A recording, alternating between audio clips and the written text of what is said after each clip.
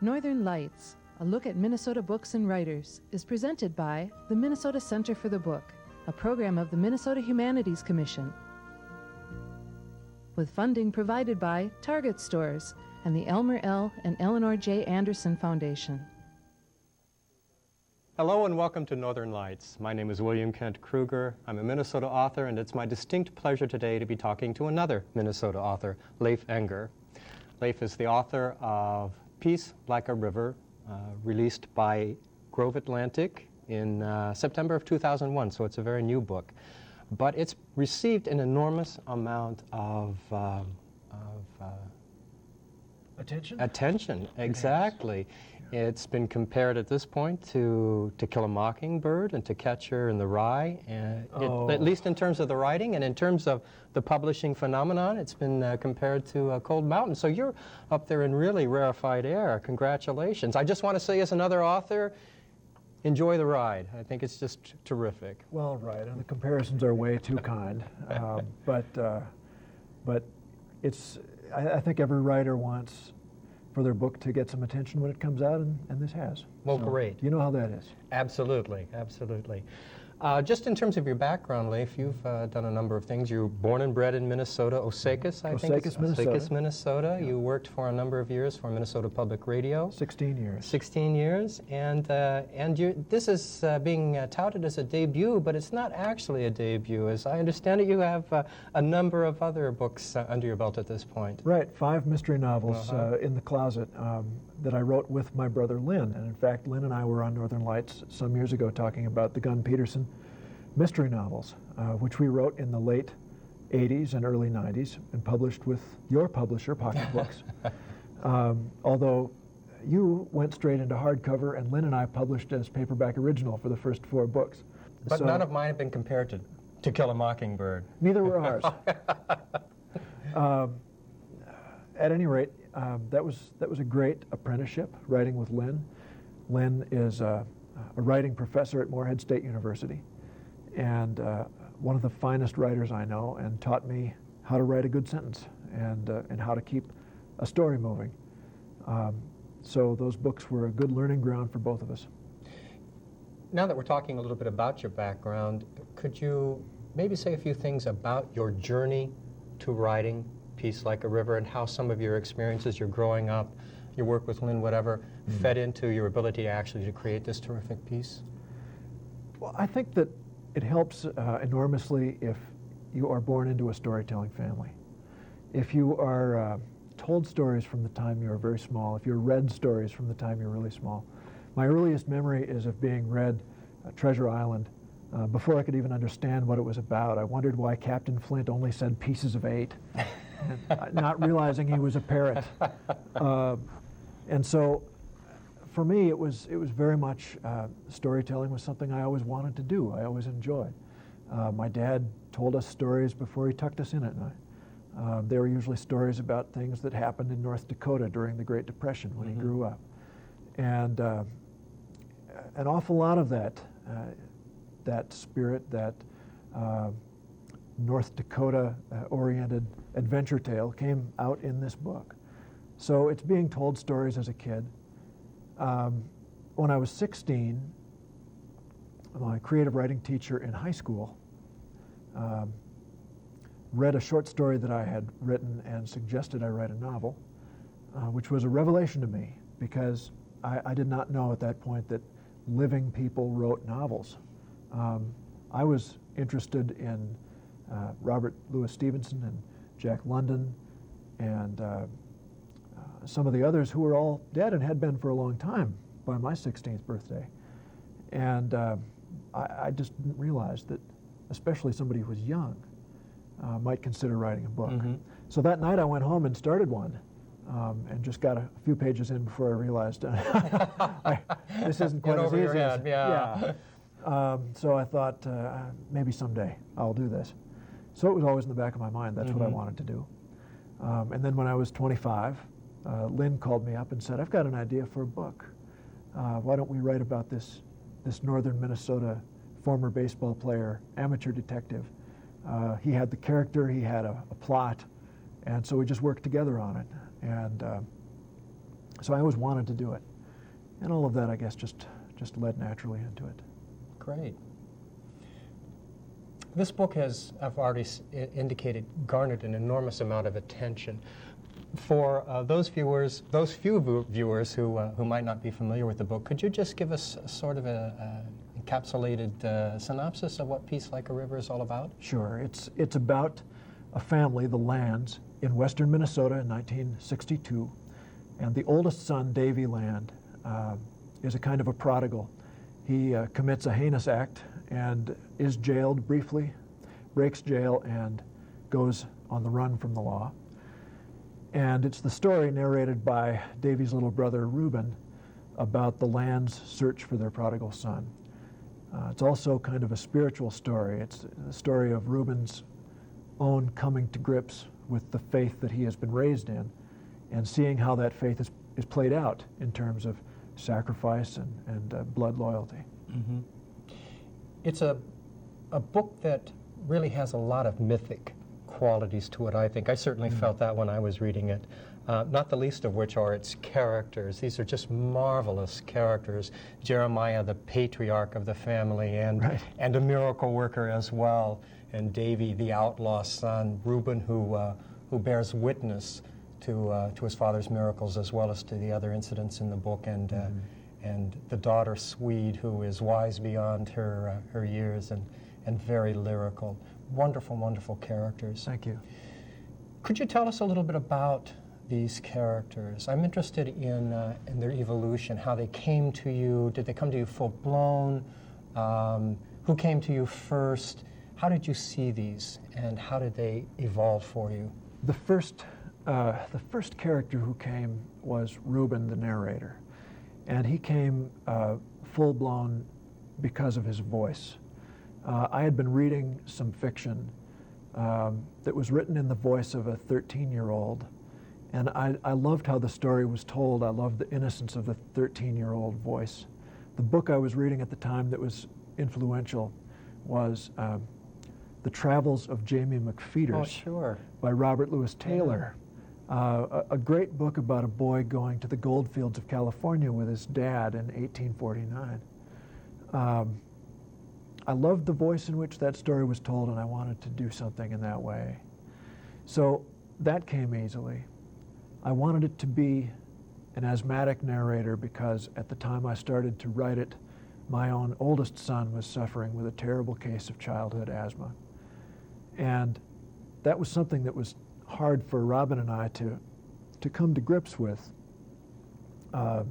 We didn't know how we could help our son. It was terrifying. And I think that I wanted to write from that point of view, maybe to better understand what he was going through. That's also where Jeremiah's miracle-working capabilities came in, because when you have a sick child, be it an asthmatic son or a boy or girl with some other health problem, what you want to do is a miracle. You want drama, you want an instant cure, you want a miracle. I wanted one real bad. Couldn't perform one, and so I guess in fiction, you're allowed to do things that you cannot do in real life. Isn't it wonderful that way? Yeah. So that's where Reuben and Jeremiah kind of came. Swede is the only character that I immediately knew everything about the first time she stepped into the story. And I didn't know that there was going to be a younger sister when I started writing it. But a few pages in, she just sort of stepped into the back seat of their Plymouth, and she was there, and I knew her. And I was glad to see her. She's a marvelous creation because not only is she such a good friend to Reuben, she provides that really epic sweep in her voice and how she carries them forward with her poetry. Right, and the poetry is kind of an interesting story in itself. I did not know that she was going to be a poet. I was about 25 pages into the book, and my little boy John came out, and he was 4, and he said, "How's the book going?" And I said, "It's going pretty well." And he said, "Do you got any cowboys in it yet?" He wanted a cowboy in the story, and I thought, no, I don't have a cowboy in it, but I sure like that idea. So I told John if he would give me a good cowboy name, I'd put a cowboy in the story. And he said Sunny Sundown. He'd been thinking about it, apparently, because the name was right on the tip of his tongue.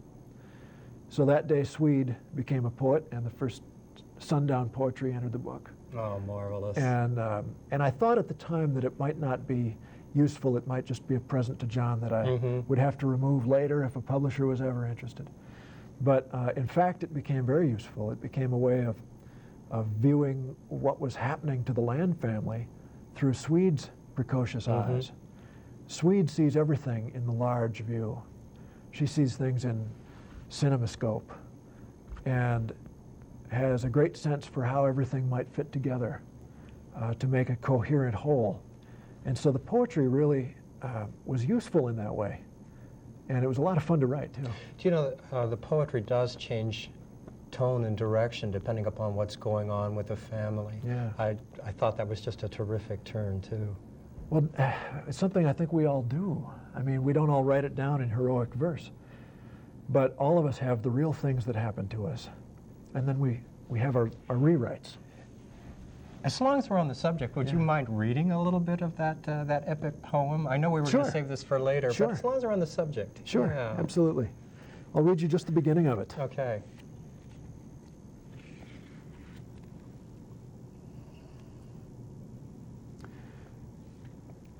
In school, I swam upstream through geography and grammar.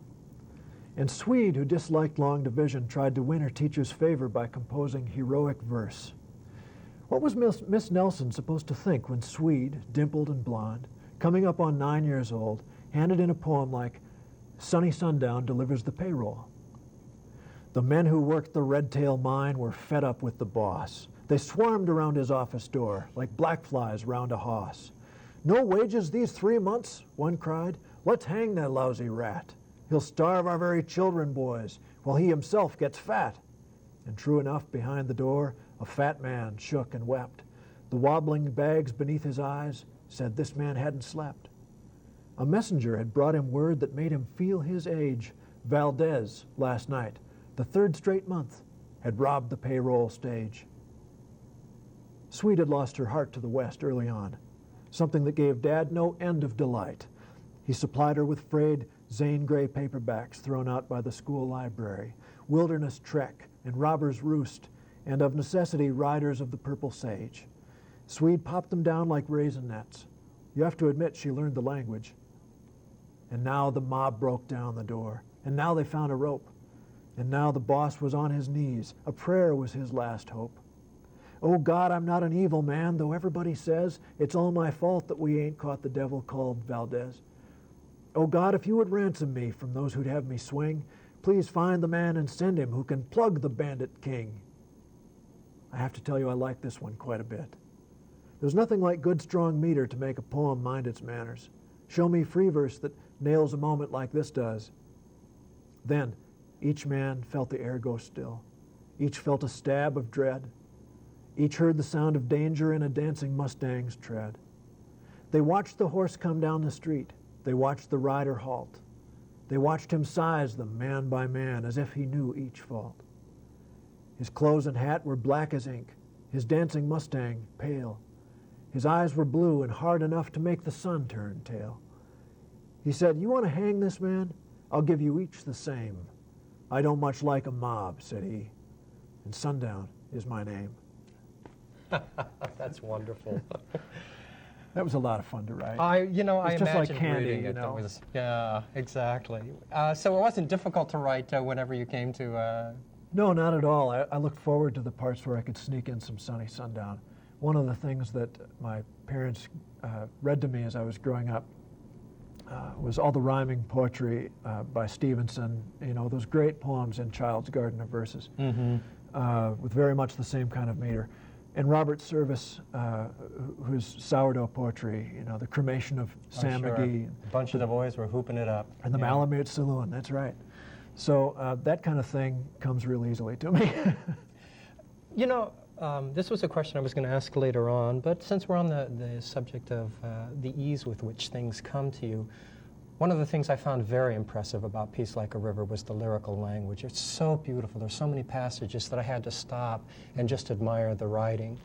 And if I could, I would love to have you read the ending, but I don't want to give it away because that was one of the most moving endings I think I've read in a book in years.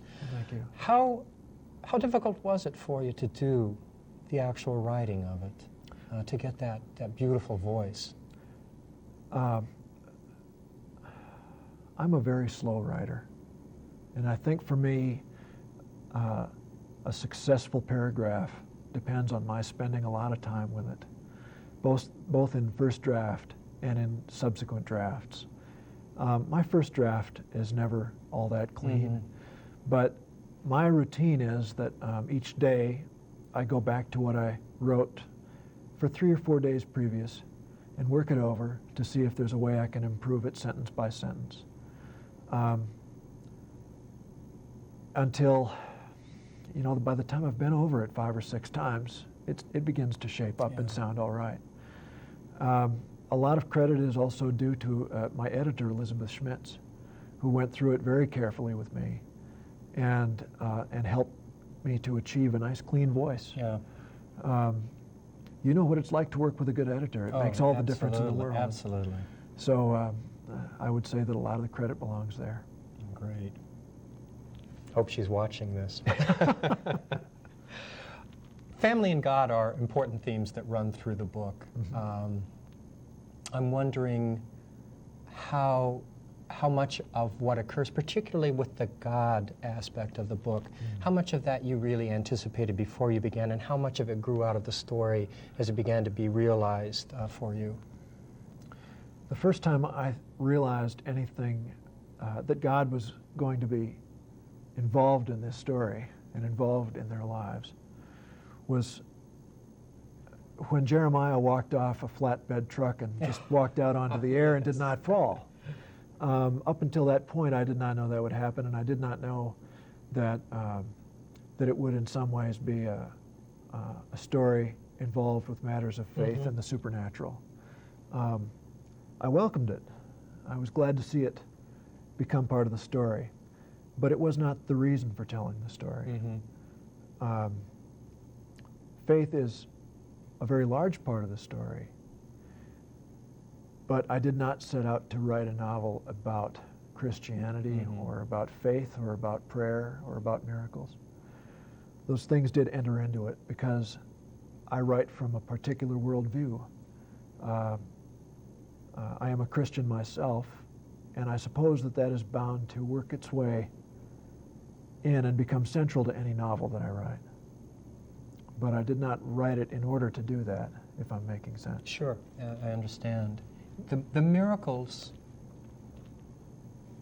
come at interesting times and in interesting ways. Yeah.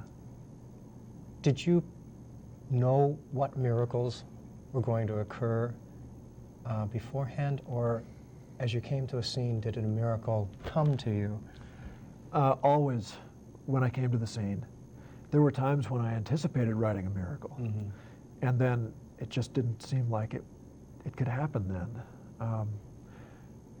Once the thing happened with walking off the flatbed trailer, I thought, wow, who knows what could happen in this book? All kinds of doors just swung open immediately at that point in my imagination. But as it turned out, I didn't write about that many of them because it just seemed unlikely that miracles would become a matter of mathematical, predictable. I didn't want them to be too useful. I want to ask about a particular miracle, and I'm not going to say what it was, but it's the final miracle of the book. Did you know that that was was going to occur? Were you No. writing toward that? No, I realized that about 3/4 of the way through the book. It's such a wonderful happening. And when I realized that that was where the story was leading, I just thought, oh, no. I don't think I can write that. I don't think I can do that convincingly. And to be honest with you, I didn't know if I had the spine to write that miracle. But then I thought I can at least try it. And I tried it, and it worked. I thought you brought it off magnificently. Thank you. Just a magnificent way Thank to bring you. this book to a close. You do something very interesting with the characters against whom the lands tend to be pitted. Yeah. The boys who are at the heart of the crime that Davy commits, their families, the Fed, Andreessen, who's after them. Yeah. At first, they're painted in a fairly evil light, but as the story progresses, that darkness is softened a great deal. There's a softening of the portrait, particularly as Reuben begins to understand events in the world in a different way. Sure. And that wholeness that comes to their characters, I thought was just a wonderful rounding out of hardness, the hard edges. Yeah.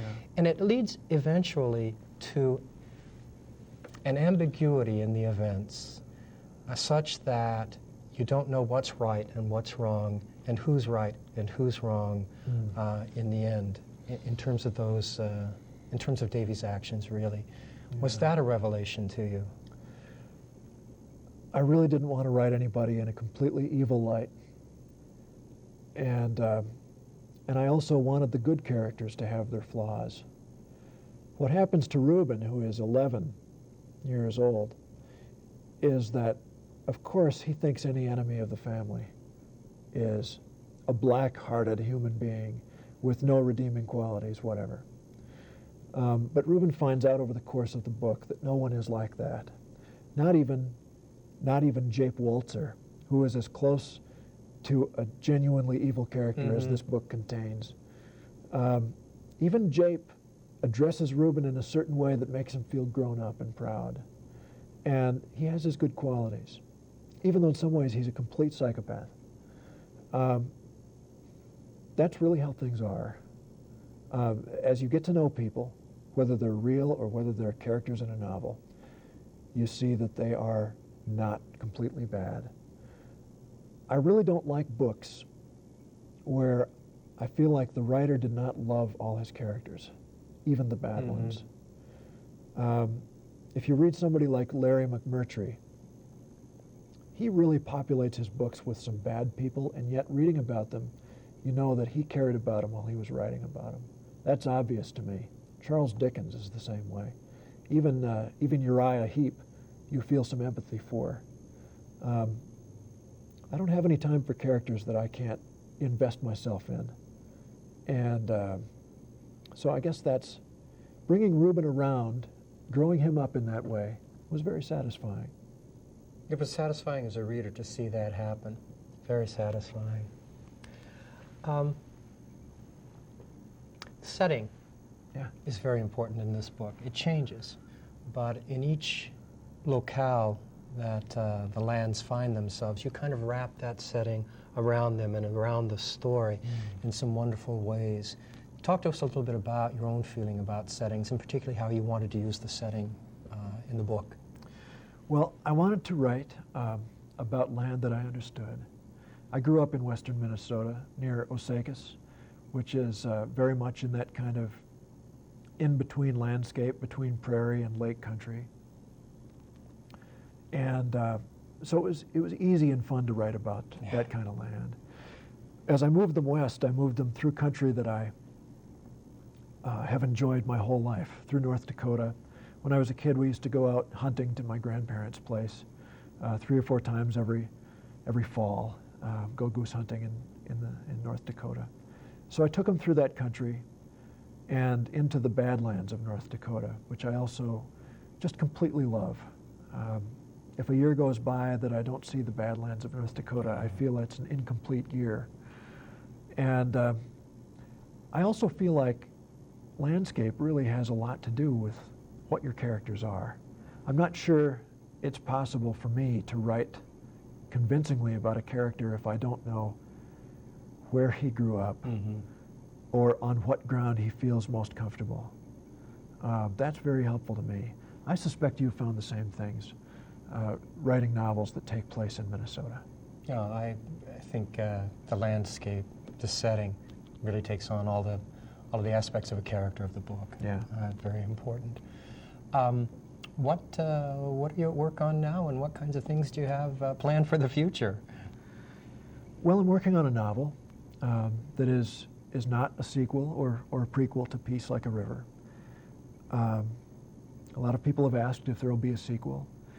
It's a family you would love to stay with for a while as a reader. I wouldn't say never, Okay. but right now it's not what I want to do. I want to do something quite a lot different. So I'm doing that. I'm going a little further back in history than 1962, and doing a completely different kind of story, although outlaws on horseback remain much on my mind. So I'm having a lot of fun with it. Great, great. A couple of final questions. Yeah. Osakis and roofing, is there any similarity in the two places? Oh. Roofing is where the lands start out. It's where their home is in the beginning and in the end. It's a small town in the same general area, but as far as the characters, no real resemblances. I've had people approach me and say, "I know who this is," and I nod along and say, "Oh yeah," but actually no, there aren't that kind of similarities, I don't think. Okay, okay. You can go home again then. Yes, yeah, you can. Lynn, who started out with you, is he thrilled for you in your newfound fame and fortune here? I think that he's real happy at what's happened. Yeah, he's just been nothing but supportive, and he's also pursuing his own writing career, and is, as I have said before, one of the best writers I've had the chance to work with or to read. Well, you certainly credit Lynn in the acknowledgments, and you credit your whole family. It's obvious that family is important to you, and as long as we have a little bit more time, let me just ask, is your family, any other members of your family in the book, were they inspirations for any of your characters? I think they were inspirations not for characters, but for characteristics that you find in some of the people. Certainly I've had good examples my whole life of people living adventurously and people living faithfully and blood loyalty. It's all there in my family. It's all there in your book, too. It's all there in your book. Peace Like a River, I have to say, is one of the best reads I've had in an enormous number of years. At the end, I found myself in tears and wishing that it was one of those books I wished hadn't ended. I wanted to go on and on and on with it. Thank you. Yeah, you're quite welcome. Well, I would just like to thank you, Leif. It's been a pleasure talking with you today. I wish you good fortune. I'm sure that in the long and illustrious road you have ahead of you, you're going to do great things. Thank you so much for talking with us today. Thank you, Kent. Thanks for having me on, and good luck with your books. Thanks a lot.